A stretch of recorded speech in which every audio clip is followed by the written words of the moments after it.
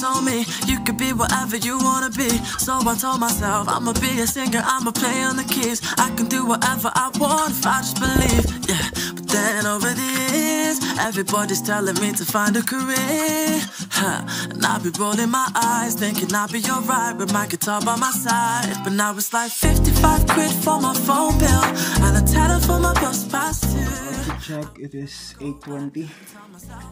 Galing pa rin ito sa thrift store. Dala tayo ng bag para tayo si Dora the Explorer nito ngayon.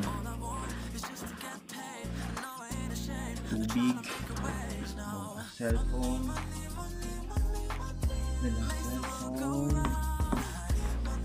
jackets, ukay from the Philippines, ukay from the US.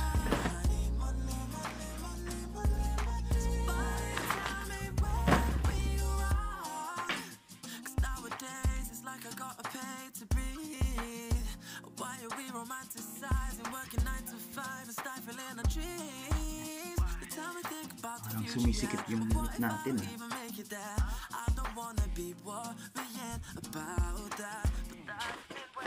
So dito layered clothing tayo guys kasi sobrang lamig.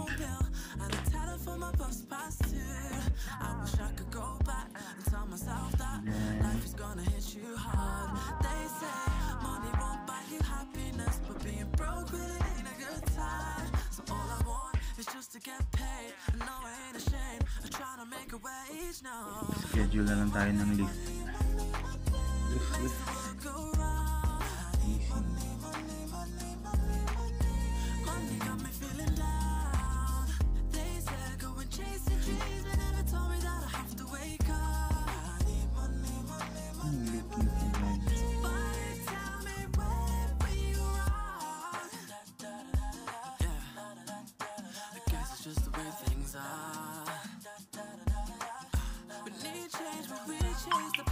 Meron na.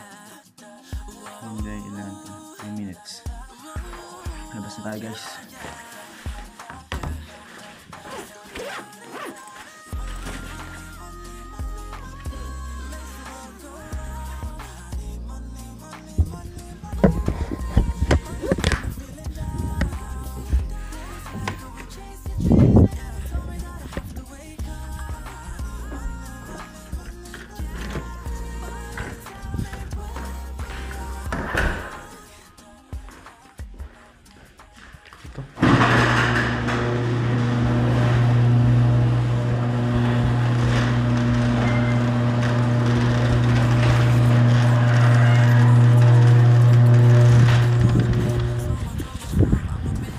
Dapat pag mag-schedule ka ng lift, andyan ka na dapat sa pick up point.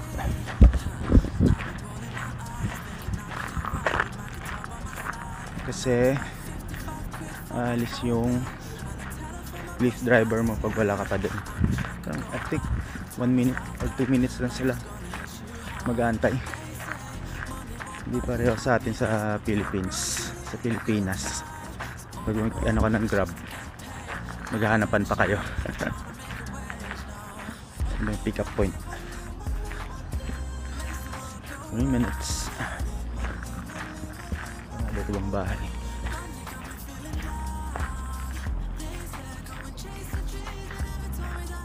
Pick up point.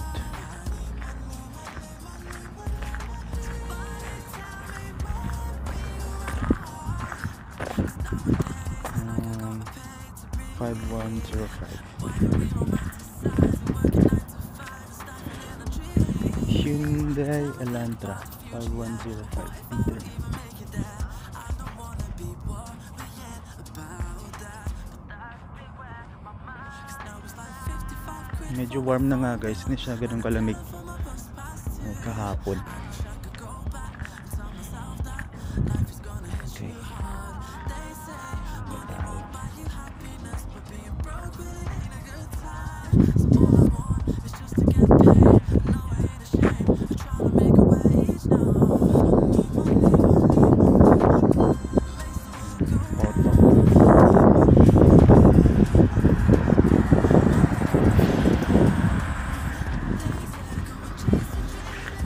Hala, off ko muna yung camera natin. Hello guys, dito na tayo sa All Seasons Driving School. It's currently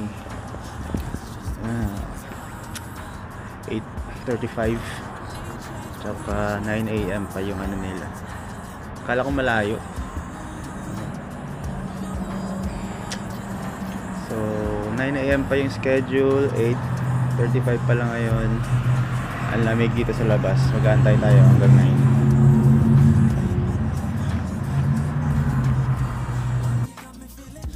Ang lamig. Vlog muna tayo habang wala pa yung appointment natin.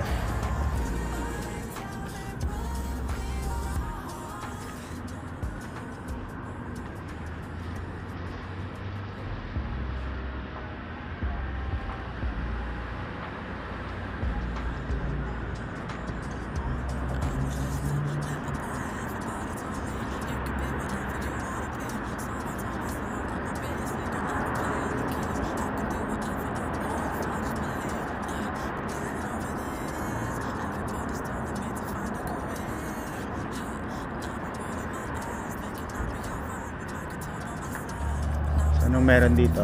Makakatabing building. Fish World, Valley Trans and Models. Usually parang 9 AM nagsisimula yung ano nila dito. Uy, thrift stores. Putan kayo natin to dito. May massage. Thrift stores na naman. Yan, ganito yung thrift stores nila. Thrifting for a cause. So basically yung mga damit dinodonate. Sabi ni Julia, dinodonate yung mga damit. And then homeless guy ko. Dinodonate yung mga damit. Pag mag-donate ka, meron kang discounts para bumili ulit ng damit doon sa thrift store. So bali parang chine-change mo lang yung damit mo para discounts lang. So meron dito, puro close pa. Yun, liquor store sa highway kasi. Comic book shop. Uy, ano natin to, close pa din ata. Comic book shop. Tingnan ito guys. Comics, games, toys, puzzles, manga and more. Yo, no? Magic Gathering, Superman. Oras ito nag-o-open. Open na ba ito? Walang pong open. Close pa oh. Mas 9 pa talaga dito nag-o-open guys.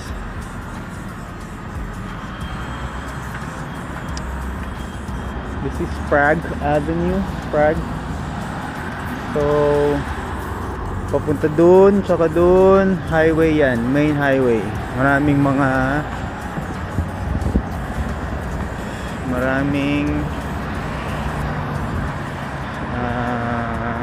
stores nasa gilid. So yeah, wala, paikot-ikot lang ako dito.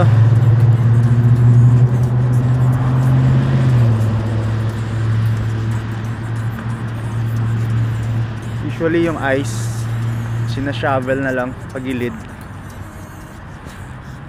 So hindi ko pa nakita yung nagsha-shovel talaga ng ice. Woo! Lamig!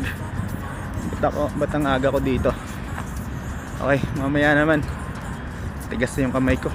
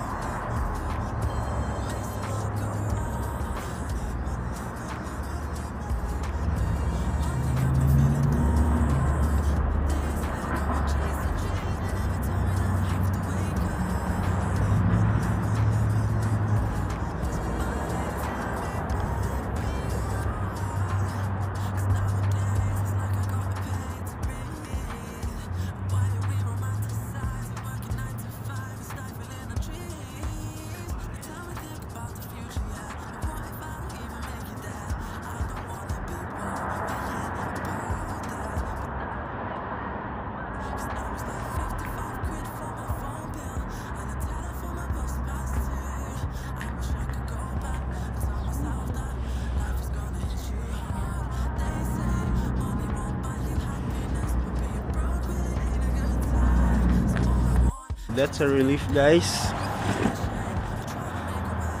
With 40 questions, I passed. My score is 33, 7 mistakes. And yung prinaktisan ko sa YouTube sa Washington driver's license,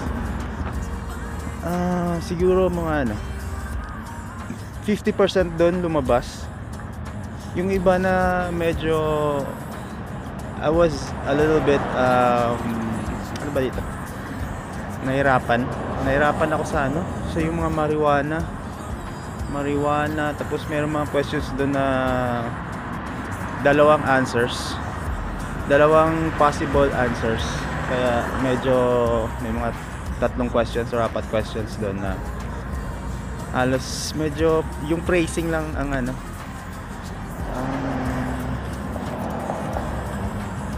basta yung 50-50. Ayun, maglilibot muna ako dito before bumalik sa bahay. Bye-bye! I passed the Washington Driver's Knowledge Test. Naglakad na lang ako pauwi, guys. Carry naman. 20 minutes lang na walk. So, saan na ba? Check natin wet lang.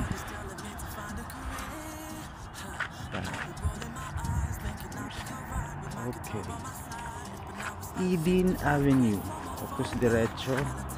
Eden Avenue. Okay. Malapit na lang tayo. 10 minutes.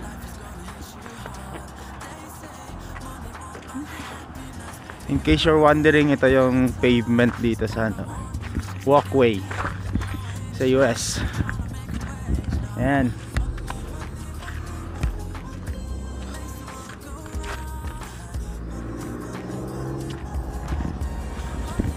Before ka talaga magano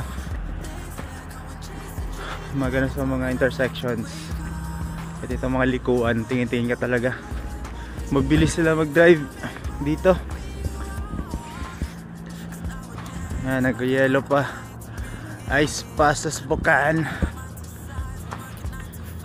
So, natulo na yung sipon ko.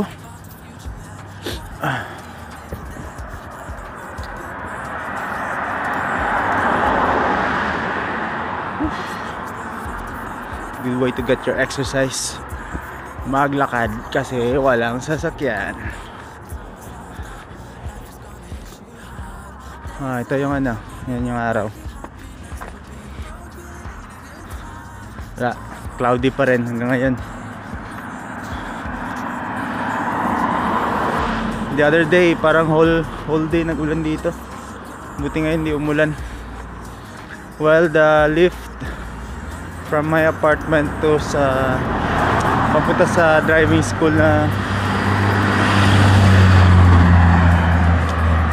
the lift cost me papunta from my apartment to the driving school na nag-test ako, parang $10 lang yun. Tapos binigyan ko ng tip na $3. Dapat may tip na dito, guys kaya yun, nag-tip ako $3. Sibuyas na maliit, 6 na sibuyas na maliit. Boon, liliko daw ako sa Boon. Okay, dito na yung Boon. See you sa apartment. Bye bye.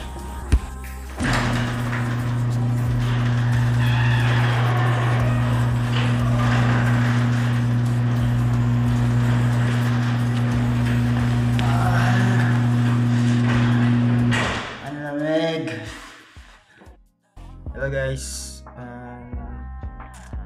so yun nga, natapos ko na yung knowledge test. That will be for Washington driver's license. So yung mga international license holder, so pwede kang kumuha na knowledge test na walang social security. So since last week lang ako dumating dito sa US, wala pa akong social security. Inaantay ko pa, maybe this week. Yun na yun. Pwede ka mag-knowledge test. After nun, pwede ka mag-actual. And yung foreign license mo, pwede mo gamitin dito sa Washington State for a year. Valid yun. Pero hindi na ako mag-aantay pa ng 1 year para gamitin yun. Magsa-study na lang ako ulit ng actual driving practice ako sa sasabihan ko lang siguro si Julie. Dalawang option. Sabihan ko si Julie na re-rent ko yung car niya, magpa-practice, or yung sabi sa driving school, pwede nilang ako turuan $90 per hour. So siguro mga 1 hour, gamay ko na yun. And then $70 na naman yung sa driving test mismo na actual. And separate, parang $30 daw yata. Separate. Punta ka ng Washington Driver's Licensing para makuha yung card mismo. So yun. Ano ba? Driving knowledge test. Ano bang meron? So bali sa YouTube lang. Sa YouTube lang guys, lahat na gano'n ang pangalan ng YouTube is Washington Driving License 2024. So bali parang may 3 video sila nun. And yung sa video is 40. So bali yung knowledge test pala guys is 40 lahat yung exam, and you have to get 30 exams. 30 bubulol ako. Out of 40, 32 dapat yung makuha mo para pumasa ka. Yung natakot ako kanina.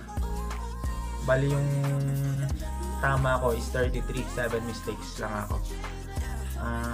Meron doon sa YouTube parang mga 50% nung ko doon, nakita ko sa YouTube andun. So sabihin natin 20 sa 40, medyo ako doon, sigurado. Usually may makita kang mag-yield, slow down, check blind spots, medyo particular sila doon. Yun, answer mo na kagad yun. So 50% naman dun sa 40, yung kabilang doon, nag-ano ng mga signs. Yung sa YouTube, meron dun yung in-explain yung mga signs, ganyan. Pero sa YouTube kasi parang napaka-simple.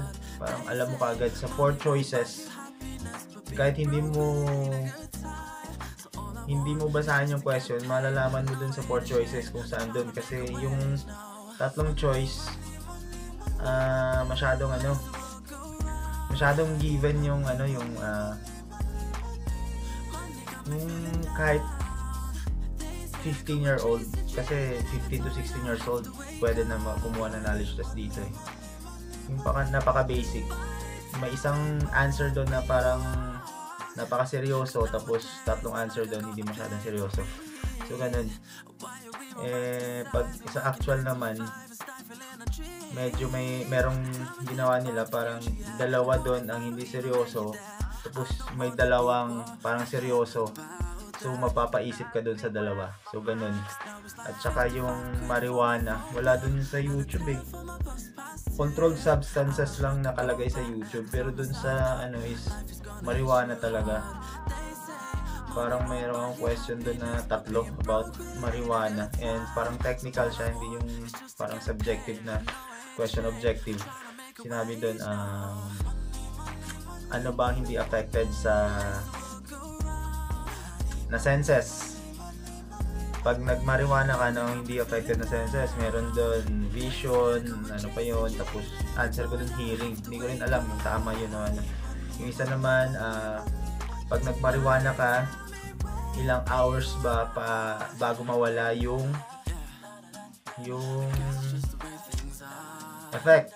Meron doon choices, 1 hour, 2 hours, 5 hours and 10 hours yata. Yung pinaka-maximum yung pinili ko. Basically guys, inano ko lang yung parang board exam, test taking strategies. Pag alam mo na yung pinaka lowest shots yung highest, pilihan dun sa dalawa, or merong nagsabi ng choices na left and right, either dun sa dalawa na yun. Mga ganun na lang. Actually guys, hindi talaga ako na ganun. Nakikinig lang ako sa YouTube habang nagluluto, ganyan, or nagpo-push up. Tapos minsan nag-YouTube ako na nakikinig, nag-Facebook, ganyan. So, hindi ako masyado naging ano. Okay, may local akong kasama, dalawa kami sabay kumuha ng knowledge test. Bale, feeling ko other state siya, hindi ko naman nakausap. Other state siya pero Amerikano. Alam ko naman kasi yung accent nila. And then other state siya, sabay kami kumuha. Sabay din kami natapos. So ano yun, tinawag siya ganito ganyan. In-explain sa kanya kung anong mali niya kasi nakikita ko malapit lang, 10 feet away lang. In-explain sa kanya ng receptionist or nagtatrabaho din. Explain sa kanya ganito ka na, tapos sabi niya he's just working down the road, and bibigyan siya ng pamphlet para basahin, review, tapos retake niya lang sa afternoon. So sabi ko, tangina, bumagsak nga yung kano. Ako pa na hindi nag-study, tapos foreign pa, hindi pa alam yung mga marijuana ganyan. So yun na, ready na ako. Actually guys, $30 pala yung knowledge test, $30 yun. So if mag-retake ka, parang $20 na lang. And you can actually retake right after the exam. Sabi mo lang, mag-review ka lang right after or sa afternoon, ganun. And then, yun, tinawag na ako. Pagtawag sa akin, sabi niya, come here at the counter. Sabi ko, ganun. Sabi niya, congratulations, you actually passed the test. You got 7 mistakes. Na-shock ako, ready na sana ako ready na ako mag-shell out ng $30. Ulit, mag-review lang ako, basa-basahin. So, ayun. Ano ba? So, magte-take na kayo. Madali na yung exam. Actually, medyo lang kampante kasi hindi ako nagmamadali. If ever kasi nandito yung pamilya ko, ang mga anak ko, si Mrs., talaga magmamadali ako kumuha ng sasakyan tsaka mag-purchase. So, kailangan ng Washington driver's license. Hindi naman ako magmamadali. So, kinuha ko lang para lang malaman talaga yung paano take yung exam. Pumasa naman. Sabi niya kanina after pumasa, do you want to take the actual driving test now? Sabi ko, ganun kabilis. Hindi ko muna tinake. Mag-aaral lang muna ako ulit. Tapos kuha ko ng tips kay Boss Dave tsaka Boss Ed, no? Kasi tapos na sila ng actual driving test nila sa YouTube, parang YouTube. So ayun, good luck sa mga knowledge test nyo dyan. Every state pala, iba-iba yung iba-iba yung laws nila regarding sa driver's license nila. So yun muna for today guys. Bye-bye!